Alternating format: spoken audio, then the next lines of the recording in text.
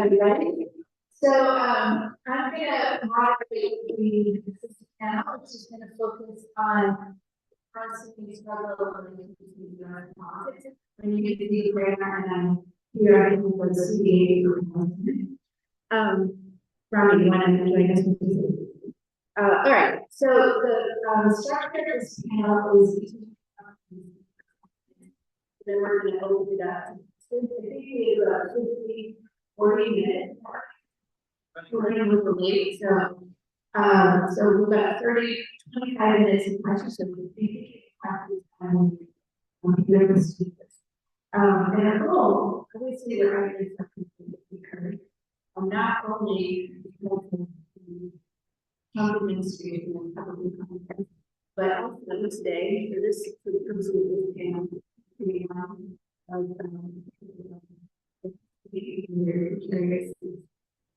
And we're going to talk about the issues. So we're going to start first from we're going to zoom out to the macro level politics and the region and regional dynamics. And then ours to hear and what we can do. All right, so I'm going to introduce the panelists in the order that they're going to speak. So first we have in the middle here, Dr. Karan Kumar, who is a PhD technology at Boston Children's Hospital, also affiliated with Medical School. And she focuses on epilepsy and brain injury. Her clinical research centers on improving healthcare outcomes for refugee communities with a special interest in addressing the impact of social determinants of psychosis. She co-founded Doctors Against Suicide, which is what we're speaking about hopefully today. It's an organization that medical community response and prevent genocide and severe worldwide. And then we're going to have Adnan Mikuri, who is going to speak about the regional political dynamics and what the Trump administration is supposed to be. And Rami is a Palestinian American.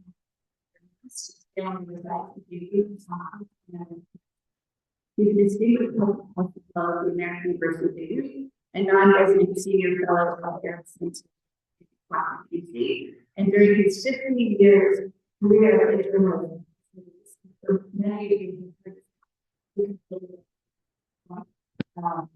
he was the editor of the Joint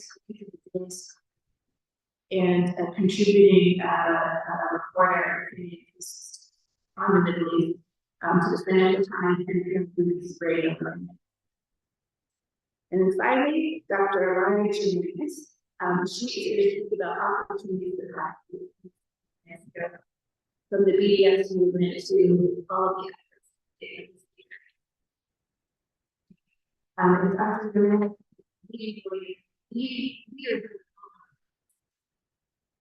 we've got nearly 60,000 people who vote on Palestine. A leading voice for solidarity with Palestine, as well as an innovative health organization. Lebanese American, an instructor at Harvard Medical School, and practicing primary care physician and community organizer in public health. He co-founded the Health and Law Immigrant Solidarity Network and during COVID, the Massachusetts Coalition for and rallies, pretty much every major event, and they really started how we created the connective tissue between collaborators. Okay. So take it. So I'm going to turn it over to Karan. Can you get the slides? No, you're not going to do something. Thank you so much, Ziba. Thank you, Maha, for having us today. I want to title Arise and Resist. And Arise and Resist is what we will do.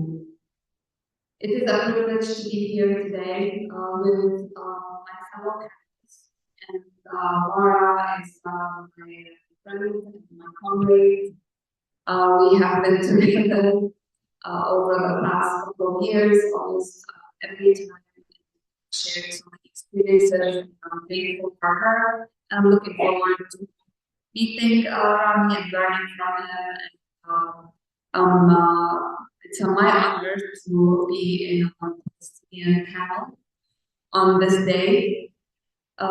Today is filled with emotions, and the news, the ceasefire comes as a huge relief to us Palestinians, and I hope to the world. The ceasefire is not solid, it's shaky, but we are seeing our people in Gaza celebrating, and that is enough for us. Great.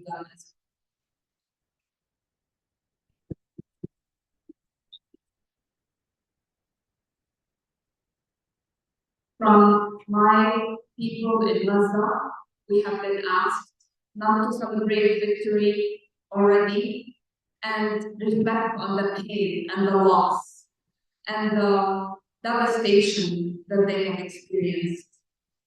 We have lost so much. We have lost amazing, incredible, remarkable people, our colleagues, over 1,100 medical professionals were killed. Gaza became the graveyard of children. Gaza is the place where the most male children live right now. Gaza has children who are wounded without surviving families and who are now orphans, and their future is uncertain. There is so much pain to reflect on, and there is so much recovery to do. And for that, we are we center wisdom. We collect our missing limbs, we collect our dead, we collect our dead bodies, and we collect the children, and we center the children.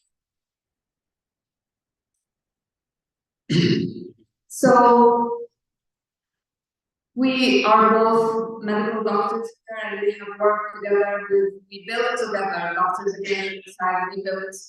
So healthcare workers for a long time grow, and these are movements that came from the concept of rights.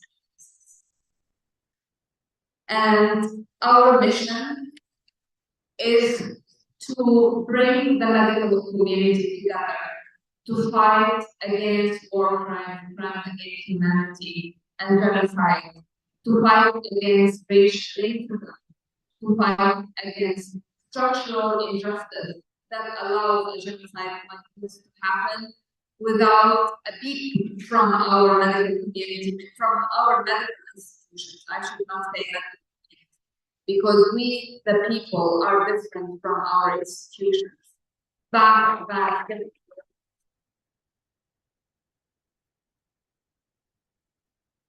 And we make our institutions what they are. And that is why we have to work together and make them better. And right now they are not well, they are not good, they are not just. And there is so much to fix. At our organization, Doctors Against Genocide, we have been inspired by somebody like Brett wearing her white we, myself, and my classmate, Dr.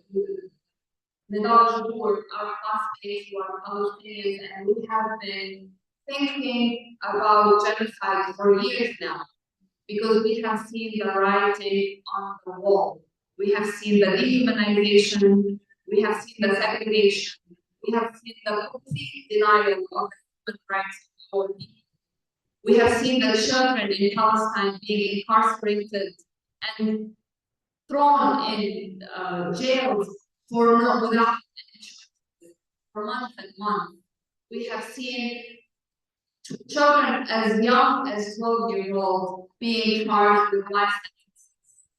These were times leading to genocide and experiencing genocide for the past century, because conditions were made for us to not live a healthy, prosperous life.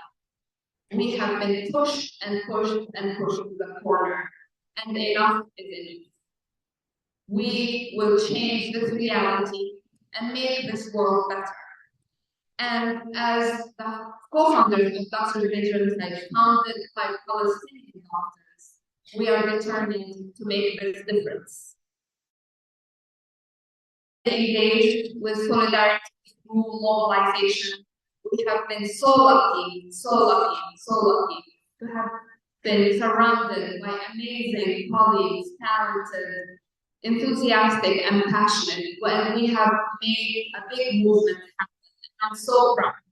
I'm so proud of every one of you here in this audience who has been to protests, to pop-up clinics, to conferences speaking about structural racism that allows genocide to happen. And we have developed a skill set that will stay with us for the unforeseen future. We will continue to work and build this to make the world a more just place. And Gaza inspired us all and will continue to be our guiding light. And our colleagues in Gaza will be our role models because they never left their patients. They were incarcerated from the operating room, from the halls of their house, taken into tanks.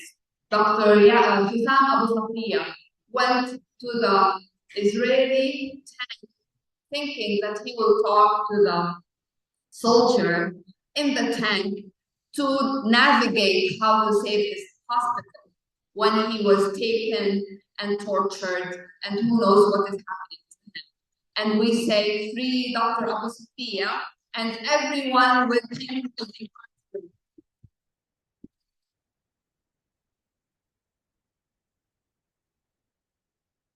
And we are in the middle of several campaigns together as healthcare workers.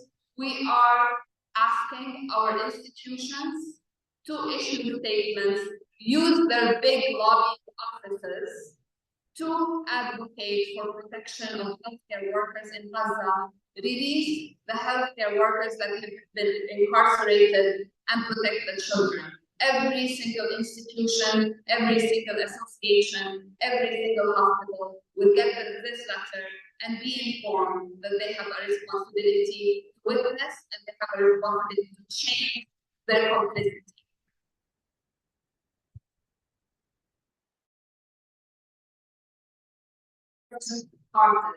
We started Kamal Adwan pop-up clinic for sickness from genocide.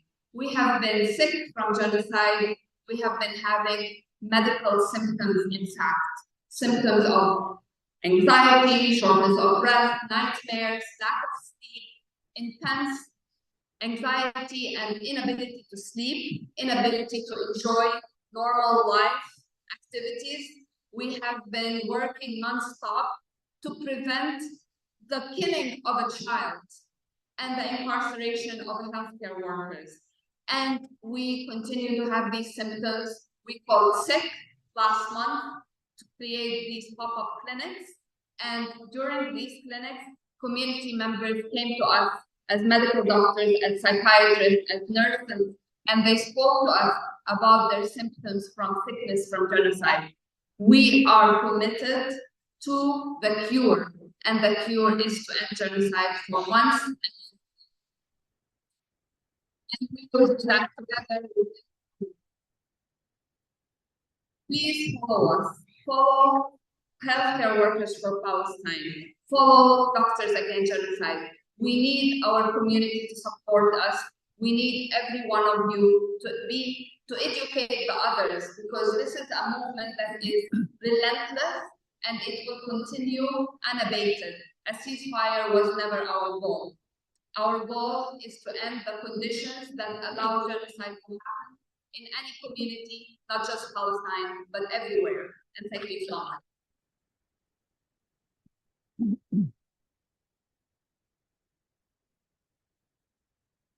Now we're down to the sorry. I'm going to take this back out to the room. We have 10 minutes. You have 10 minutes. Yeah. Thank you very much. I'm I'm really awed by this, to see such a group of dedicated, decent people working together. I'm awed by this audience and to see such a big group of dedicated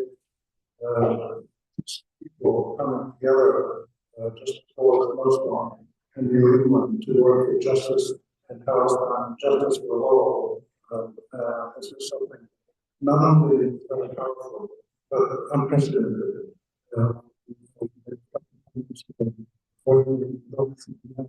Here in this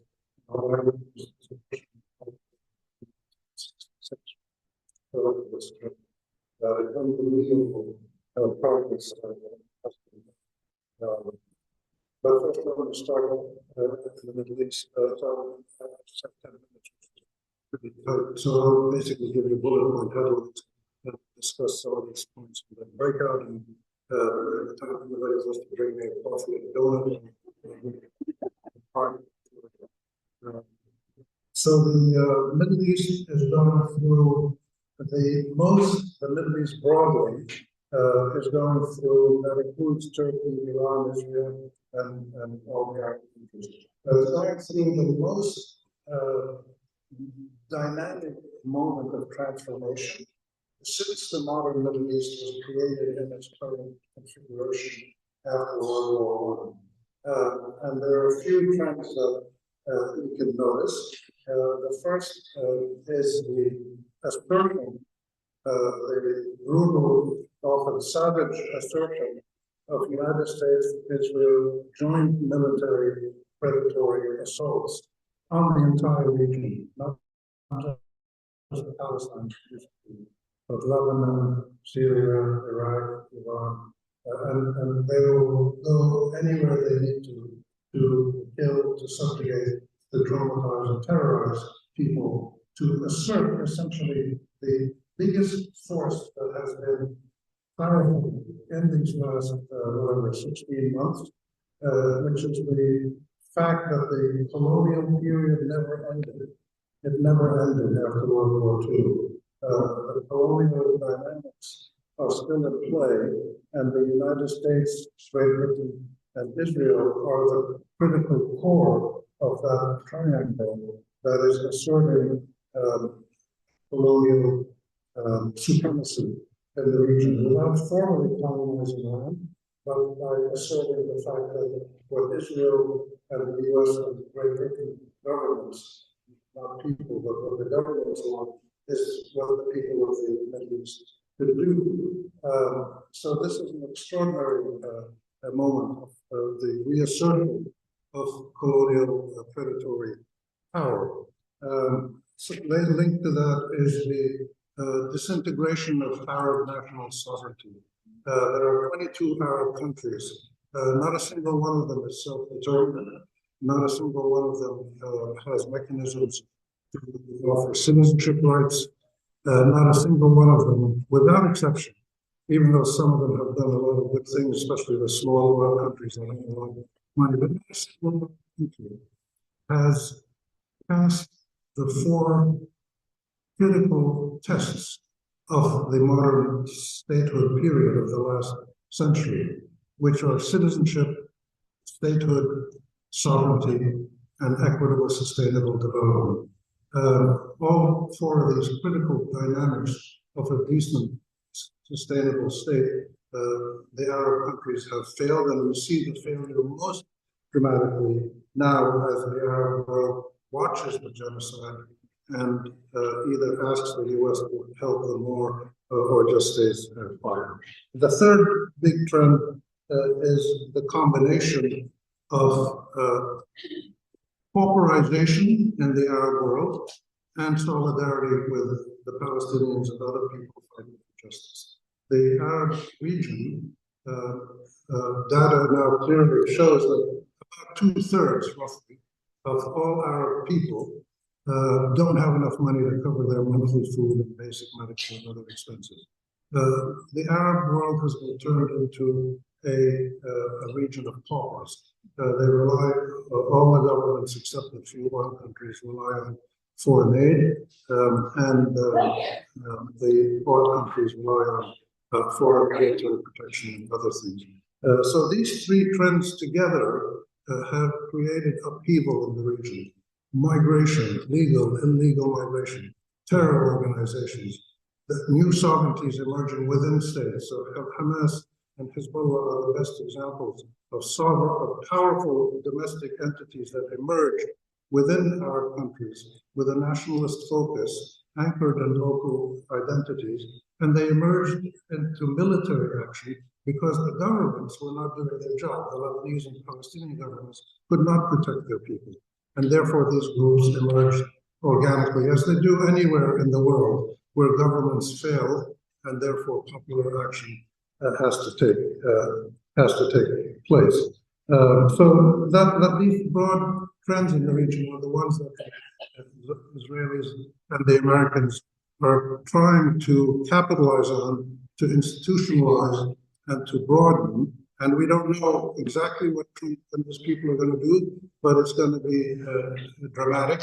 It's probably going to be more helping the Israelis, hurting the Arabs, which will simply accelerate the forces of resistance that have already manifested themselves. The second point I make is that this is a historic moment because for the first time ever, the issue of Palestine has been an American domestic political issue that caused the downfall of the Democratic Party and made them lose the election. The fact that Trump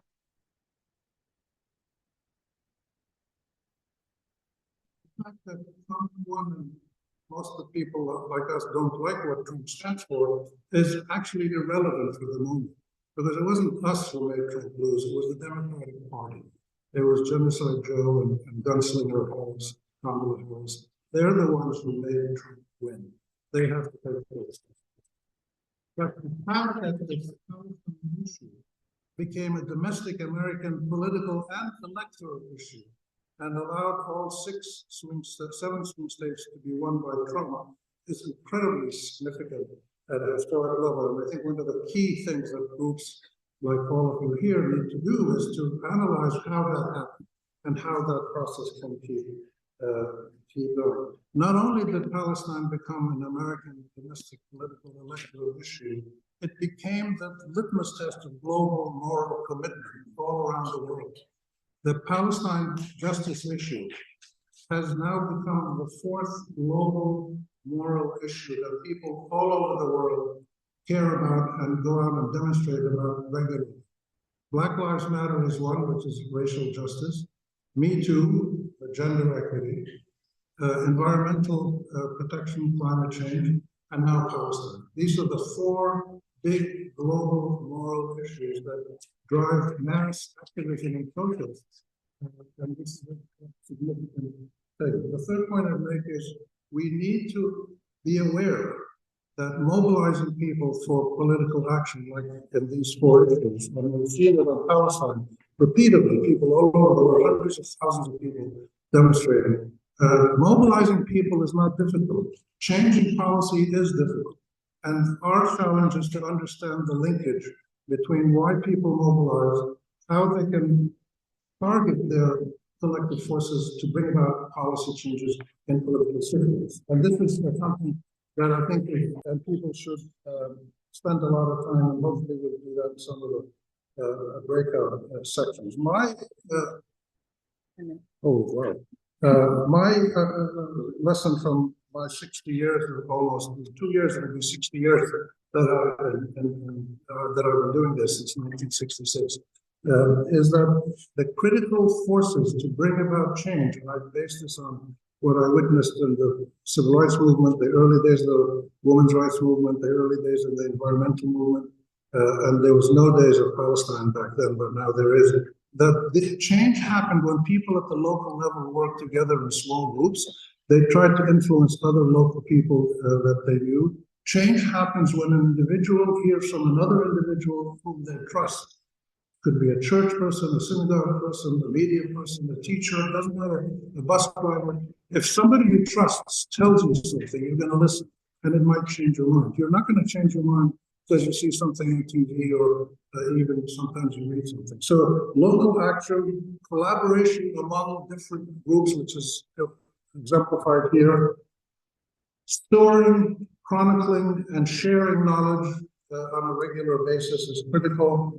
And finally, targeting combined shared action onto political centers. And so in my last 20 seconds, we have a lot there's a lot that's been achieved. It looks pretty grim for Palestinians right now. But if you look at all the changes that have happened, public opinion in the United States is incredibly shifting towards a more just position between Israelis and Palestinians. The vanguard of progressive groups, including all of you here, is a very dramatic process. Court cases, there are court cases all over the U.S., all over the world, taking people to court for genocide, for discrimination, for whatever. The desperation of AIPAC, where it had to spend almost $20 million to defeat 2 Democrats in primaries, that's desperate action. They can keep doing that for a while, but it's going to bring a backlash that's going to hurt them. The presence, the action of the social media and the alternative media, which never existed before, and even the mainstream media in spots is reporting on issues now that it never did before. And you're going to see a big change when the international media goes into Gaza. And finally, the critical lesson for me that I've learned is the convergence between populist activism, bringing together groups of activists in different fields, with the legal action taken by groups in legal systems domestically and internationally, to the point now where Israeli officials and soldiers are afraid to travel abroad because they are fearful of being arrested.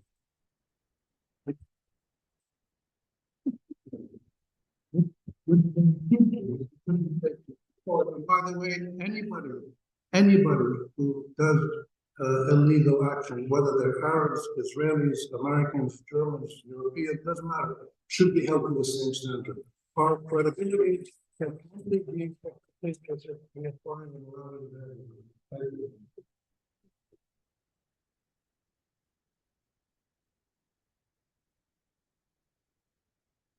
Right. And I'm just going to ask to cue up Lara's slides. Dr. Germain's the slides. That quick. Cool. Great. All right, Dr. Germain, it's over to you. Thank you. Thanks everyone. It's really exciting to be here today and with this fantastic program. I just have been reflecting lately. I think that a dear friend of mine said to me about a year ago, which is that we are no longer on the original. And I think that is a huge shift to be thinking about. If you can move to the next slide. I just want to talk about two things. First of all, so I want to encourage us all to be thinking strategically as we move on, because there's been a lot of wonderful energy and action, but just now thinking every single thing that we do, let us do it in service of a clear goal that is targeted, a clear target. This is, and I highly recommend for folks who haven't, and I know that we're going to have a conversation about organizing strategy. This is a table of the framework from the Midwest Academy, where you have a very clear goal that you've identified by your organization. Think about your organizational consideration, who's your constituency, who's the decision maker who has the power to give you the thing that you want, and then what your tasks are. So you don't just do a weekly stand up just to do a weekly stand up. It's nice, it's a wonderful way to build community. We do a weekly stand-up because we have a local divestment resolution and we're trying to get people to sign on to it. We collect names of people that stop by and talk to us and their contact information to build the network in our organization, so that everything is targeted towards that overarching goal. We have a timeline over which we want to achieve that goal. Next slide. I shared a panel with a professor of another university who quoted from Dr. Martin Luther King's letter to the Birmingham jail, which has this like amazing quote about how the true enemies of justice are white moderates. So I highly recommend everyone go reread that. But another thing that he writes in this letter, that not that he was, remembered for his just positions on, or just thinking about how to use to create a crisis and foster tension. So there was this obvious source of tension and clearly devastation from ongoing genocide. And people are going to try and bury that under the rug now. They're going to say, okay, well now the ceasefire is over, you're fine. We are going to continue to use direct action. Direct action is an umbrella term. It refers to overall kinds of actions that we directly to elicit a change in response to our role, as opposed to just lobbying a representative, recognizing that the act directly, particularly through marches, through demonstrations, to make Palestine as I thought, and also already said, a global issue. Next slide. I've already gone through some of these. Thinking about how we are articulating what are our clear demands to our community, in our community, whether it's our workplace, the right to be able to speak and teach about Palestine, whether it's state actually represented, I don't know about the bill we try divest the teacher retirement fund from Israel.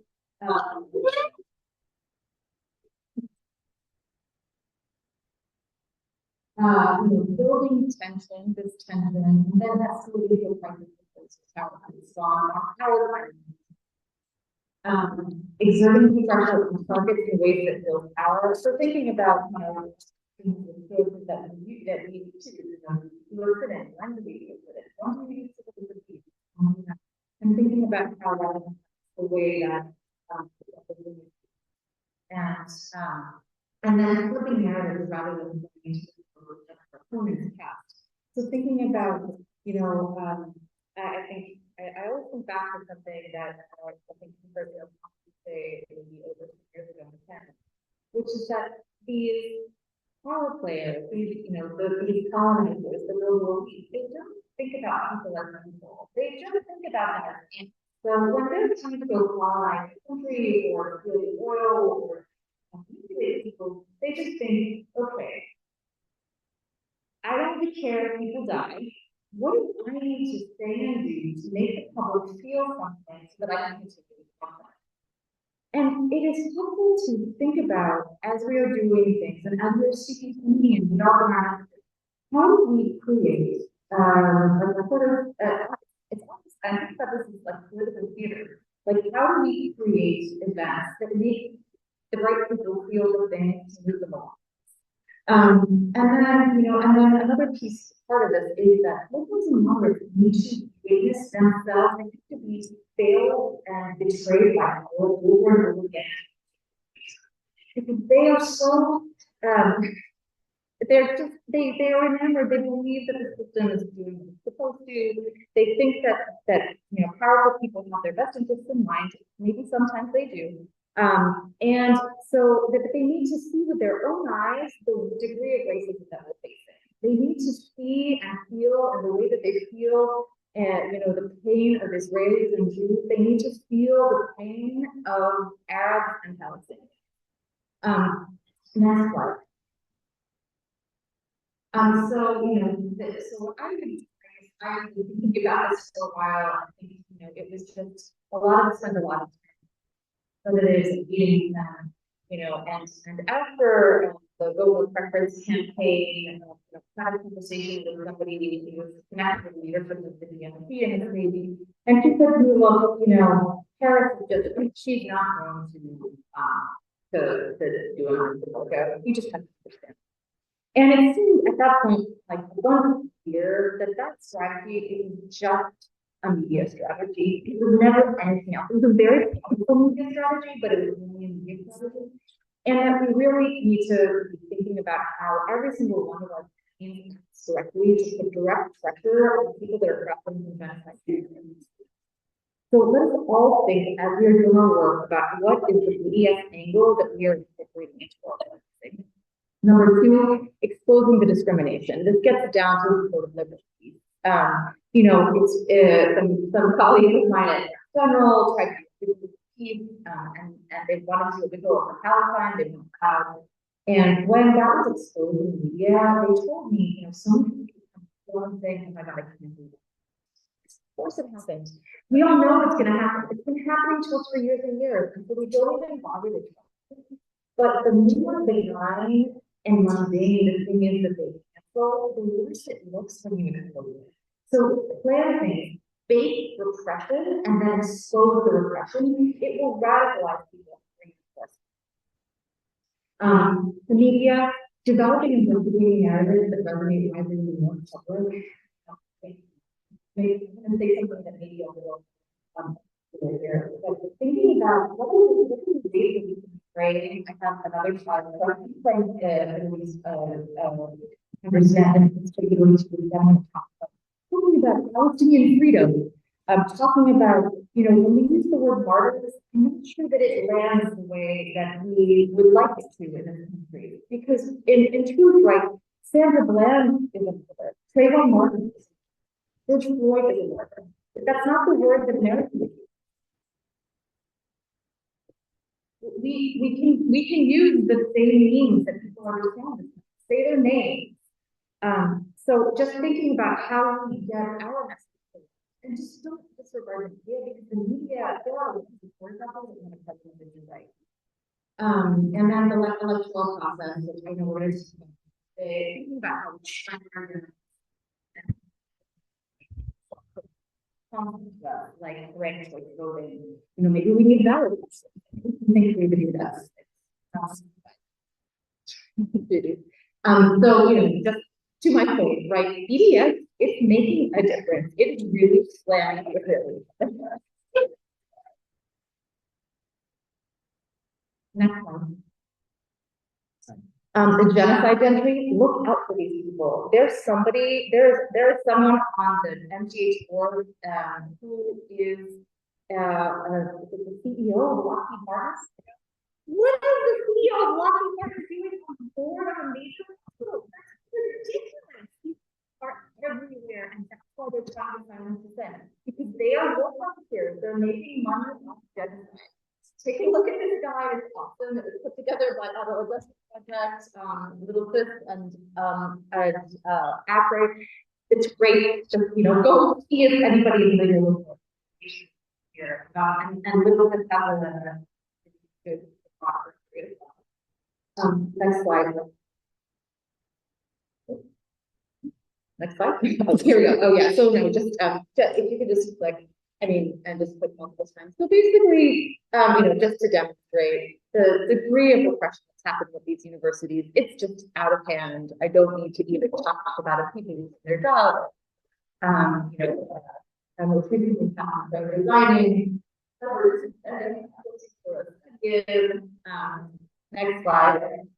You know, and then just these anti-Semitism trainings. ADL is everywhere right now. ADL is to create these rules about what is allowed to be taught and in schools. They have a formal permission that they, you know, so just you know, rejecting the ADL wherever we can, and making sure to do it in a way that doesn't make it look like, you know, we're talking next.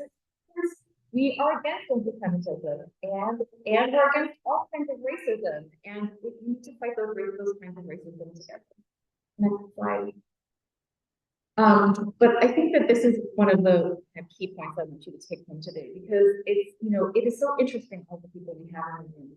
This blueprint that is being used right now by the Zionists, speech about Palestine, has been used over and over by the right wing to block diversity, teaching about gender and other things. And the way that I think about this is that really the extremists are using Zionism as a wedge to undermine diversity.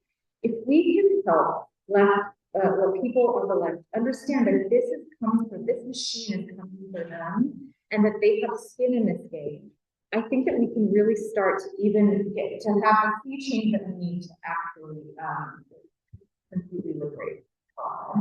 Next slide. And so this is just part of the example. This article is actually from 2021. So we're tweaking dropdowns on food page, on education about under and 44 states have introduced bills, and speaking of steps that would address such a conception one. And in 2021, most of them were several devices. It originated from an executive order from President Trump. And one of the devices concepts that he listed was structural racism. And it's stuff that is now bread and butter in medical and medical education. And so it's just to demonstrate it's the same exact framework. Next slide. You know, these divisive concepts, and this is actually some of them on the left here. And just to say, people are misdefining, especially misdefining psychological safety. Psychological safety is not being quiet and not talking about stuff so we don't offend people. Psychological safety is feeling like you can talk about divisive concepts safely, making mistakes with members of your team. Psychological safety is being able to talk. It's not. Next slide. And of course, we all know about the non-statutory bill, these dangerous bills that would suppress protected free speech. The more that we can shift this and make it like, oh, look at these, you know, right-wing extremists. They're trying to crush our democracy. They're trying to crush free speech. They don't care about anything that's in their way. And we need to work all together to stop them and partner together. I think that there's, you know, next slide. And this is sort of, I just think that I would recommend that everybody go out and read this because it's very interesting. Over a year ago, we gave an interview that talked about how he brought down, takes credit for breaking down Harvard President Gay.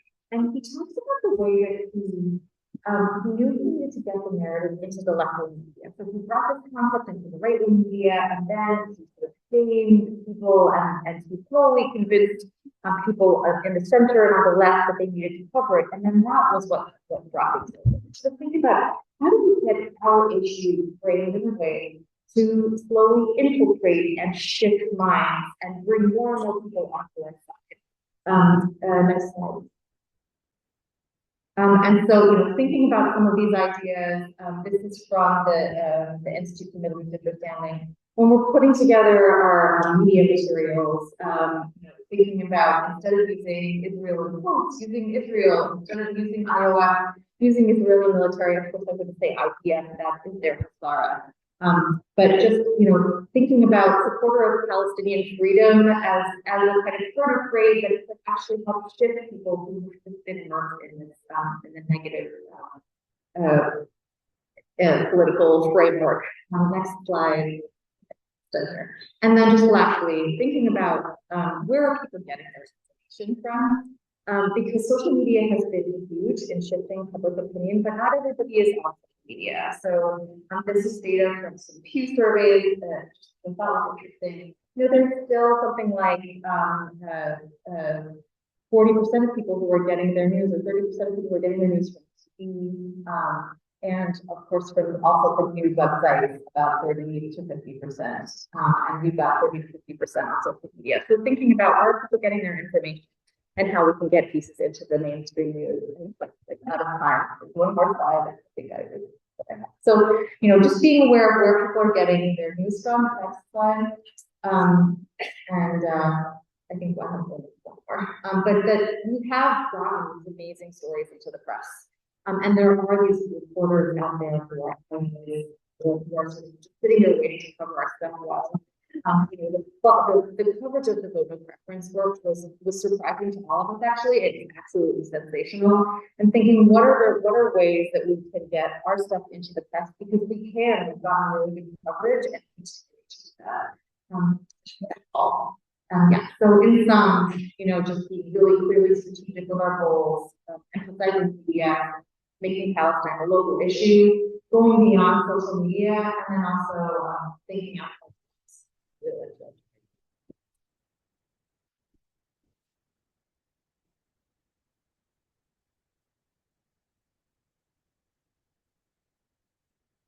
I think there's going to be a lot of okay, so we're going to open it up to the audience. To their gonna be running with microphones, so if you have questions, please raise your hand.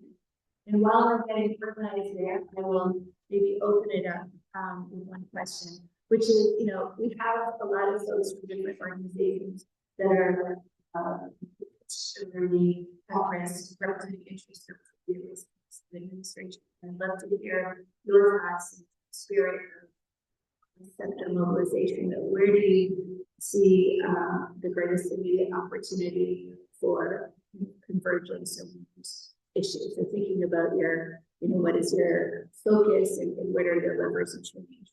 I'd like to throw that over to you guys for each area.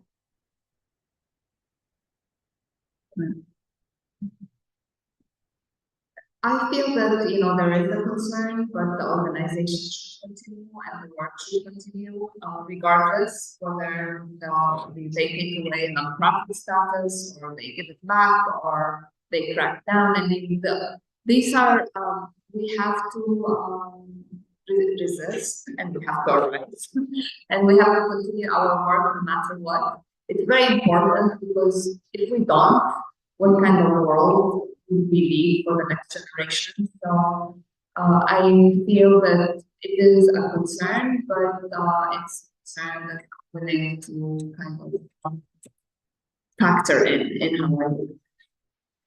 And are there other organizations or movements that you think there's an opportunity to align with right now where we could make greater impact together? Sure, I can. I think all of the movements. I mean, I think that pointing out the way that this isn't really a right-wing strategy. It's a right-wing strategy to try actually cross 3 feet on all levels. It really, I just think it's really persuasive. And I think that the more that we can do sort of mild repression and expose that strategy and then openly name it, I think that it's better. I mean, I just think that the better it will even be, because if people see that you know, people are being repressed that they be surprised about, I think that then I think what we want to do is really pin the blame. Because this is actually in a lot of ways where and you know, we saw the last administration and perhaps like position, and I think that using that so that we can create this shift. I think that there's another important piece here though around the mission, which is just being careful that we don't also get stuck in that. The more that we can think about our organizations as, you know, I'm not sure how powerful this is something we've been doing in Workers for Palestine, where people ask us to endorse an event, and then, you know, we were recently asked by an event that was which has now been like, frankly, completely incorrectly designated as a terrorist organization.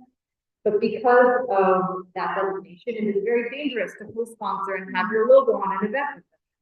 So we were advised by lawyers that we should not do that.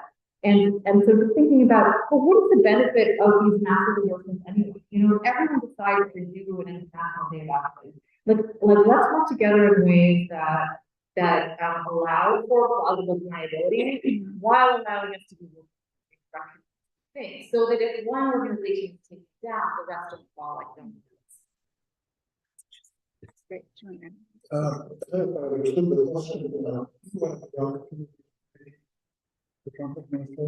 For collaboration across the organizations in this room. Yeah, I think the collaboration is absolutely probably #1 priority, because it's the easiest and most effective way to expand the numbers of people working together, zeroed in on a specific issue, one issue at a time.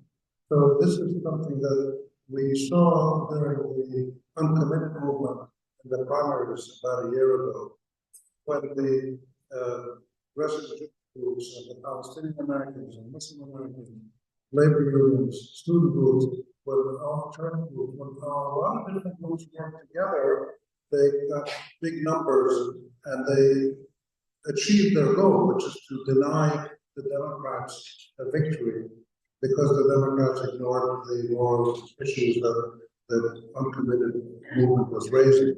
That has to be expanded if possible. The problem is that the Zionist movements, the State of Israel, Christian fundamentalist extremists, and now the Republican Party are working together to bring about changes that not only ignore the Palestinian issue, but criminalize any activism to make it a law that if you work for Palestine, you're doing anti-Semitism, you're going to go to jail. And that's why the backlash of the legal action is so important. And the established institutions of moral and legal rights, Human Rights Watch, Amnesty, and many others like them, are now being totally ignored and then attacked by this coalition of extremists from the right, kind of new McCarthyist movement. They tried to do this with the International Court of Justice and the International Criminal Court. They're trying to do it in the United States.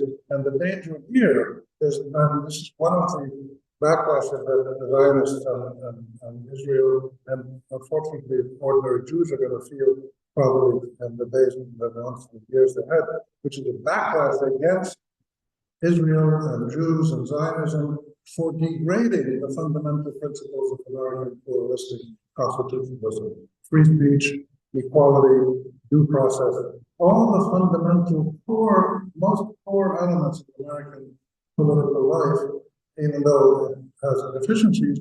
But when those fundamental principles are whittled down, because Israel doesn't like to see what's going on for Palestinian activism, that impacts all Americans. And so these are areas where collective action can be very effective to simply affirm the basis of Palestinian life. You've got to do it, though, more effectively than the incompetent way that Kamala Harris did it in her campaign. What she did and what the mainstream liberal media is doing is totally ineffective and probably counter-effective, driving more votes to Trump. Thank you. All right. So the first question, two questions, and then we'll have y'all respond to those. Thank you very much. Thank you. Great talk, panelists. I appreciate all the information. I just want to role in science goals very long question. As well as what is the Western Asia or Middle East, as is known in Europe and the rest of the world, what can they do? Because Europe and Israel and US three big forces that are in this cause of chaos is all I can think of. Thank you. Maybe we'll get one more. Is there another hand? Okay, in the back there, back left. Or who has the microphone? Yeah. Mm-hmm. So, really worrying on so we'll see versus Stephen Colbert, who really perfectly uses displaying an Israeli flag sorry, map of Israel was just talking about the same thing that's a creeping propaganda. How do we fight those things that are so everywhere, even in liberal media? And the other question is, how do we vet these independent medias are coming up because mainstream media refuses to publish it? Okay. So one question around the role of Christian Zionism. What can entities in West Asia and Middle East do? And then we have questions about the media, this media watch or vetting independent media. Ilan Pappé, the Israeli historian, has just amazing book, which I'm reading. It's 460 pages about the history of Israel, Zionist lobbying in the West. He goes through the whole process, starting in Great Britain in the 18th century and ending in the United States. Not the two principal points, London and Washington. And one of the points that he clarified in his historical research is that Zionism started as a Christian movement in England and then spread to other places. The Jewish groups who picked it up in the 1860s, 1880s, they had a different dynamic. But the idea of the Jewish state in Palestine was a Christian Zionist idea. My sense is that, again, based on my long years of experience in engaging on these issues, we should never allow ourselves to be put in a position where we're responding to ridiculous accusations by whoever it may be. If it's the President of the United States, the Christian Zionists, media people, whoever it is, if somebody makes an update, this is one of their strategies. I've done a study of Zionist propaganda and as for how they have worked over the years, published in a paper on this, sort of all the different things. They try to change the subject, get you off balance, talk about the big size of the Arab world, little Israel, talk about things that are totally really secondary and not important. And we should never fall into the trap of responding to those things. So Christian Zionism is one of those ideas. I think what we have to constantly do is affirm the rights of the Palestinians, the universality of those rights for all people, and how the West would gain more by being even-handed than it is now. And we see this happening already. People in the West losing in various categories because of its full support for Israel. Did you, and do either of you want to comment on either of those pieces? Just to respond to that question about how to respond, I think my response is also, similar to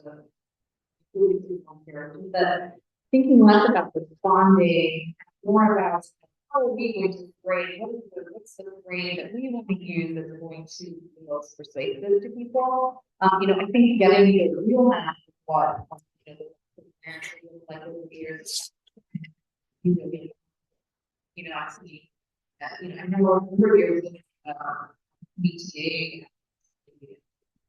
stuff. I think that that's really powerful. Getting the proper truthful images out circulating. And then thinking about the way that we're framing. So when he asks a question, remember that when the media asks you a question, most of the time the question itself is never finished, it's only yours. So just say what you want to say. And think about the way that we want to frame these interviews. And I think that's a powerful frame forces that along with the popularization of the Arab world comes which is, the poverty, homelessness is at an all-time high. And all of these are policy decisions. They are policy decisions to make people in this country poorer while they spend more money for war abroad. And so it is a local issue. And I think that that's actually instead of spending $900 million, we could probably send everyone to school, university for free. How are we going to I'm not.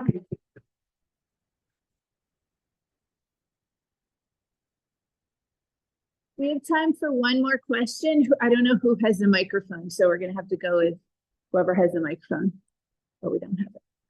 Okay, why don't we go over here to the far left if we don't already have somebody with a microphone.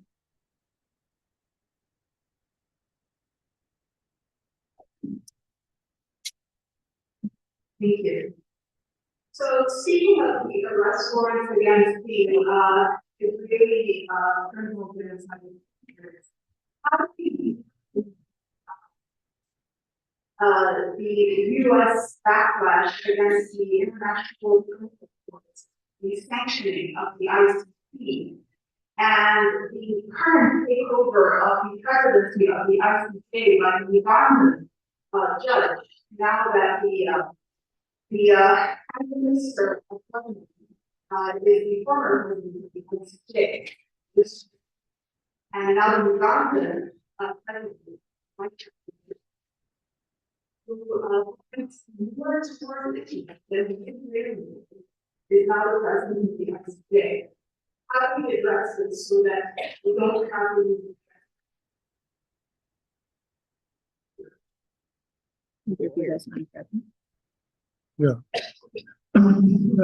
One of the strategies that Israel and the Zionist movement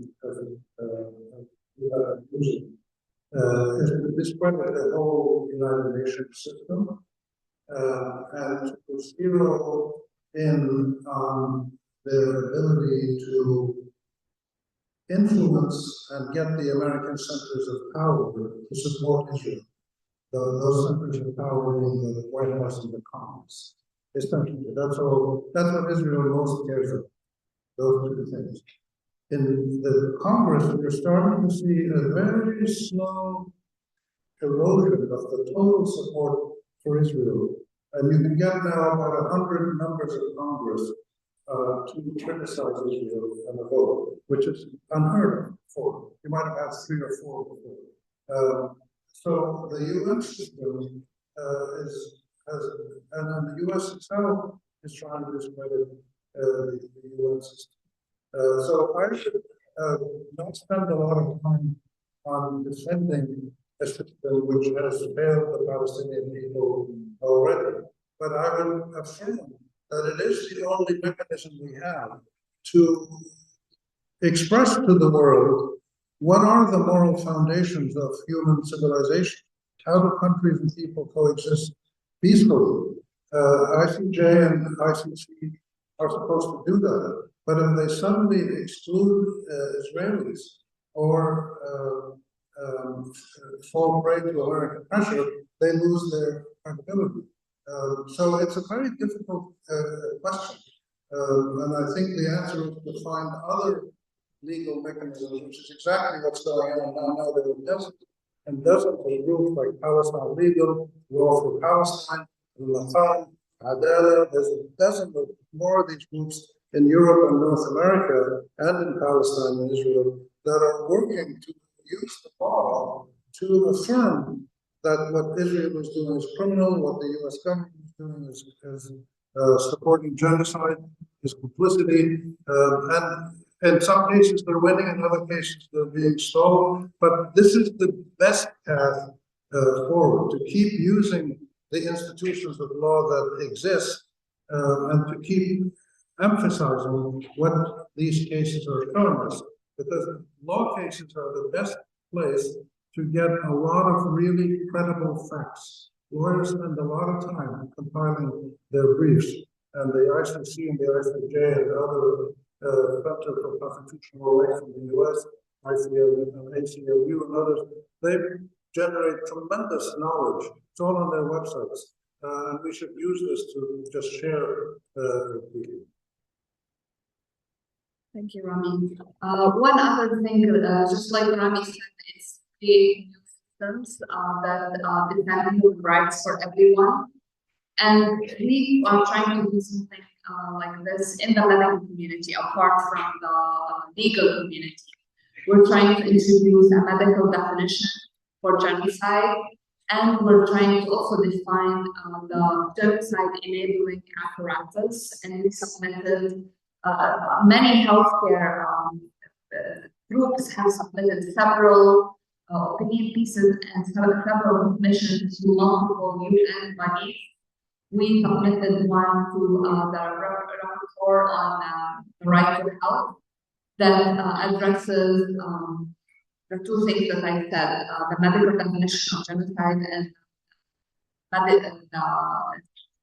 genocide enabling apparatus, to provide a framework for medical community to prevent and speak out against genocide even before the legal community speaks out, because the legal community needs a lot of evidence and a lot of court time and interventions and ICC and ICJ, and we, the medical community, have not been able to have a say, and we want to push back and actually create a space for us to be the ones who call out genocide before it happens, because ultimately it is a public health crisis that needs to be addressed by people who take care of patients and not by lawyers. Great, thank you. And, I think this, realizing also that all of these structures are capable of doing more when the court of public opinion is, mobilized on their side. And I just wanted to, I have been able to, forgotten for one of the most powerful things that, I recall from last year was actually when we started to mount a challenge against, Representative Clark for districts, ultimately, the federal, and that we see, but I just want to say that energy, when people felt like we were actually going for someone, it felt like it just had a different kind of love to it. We really felt like we were doing something. We felt like we were, going after this horrific leader of the and with our messaging and so I really want to encourage, thinking about to these structures of power. Yeah. Great, thank you so much. So we are going to move into breakout right now, like as Paul said, before the breakout, Palestine is going to be here. Those of you that are doing information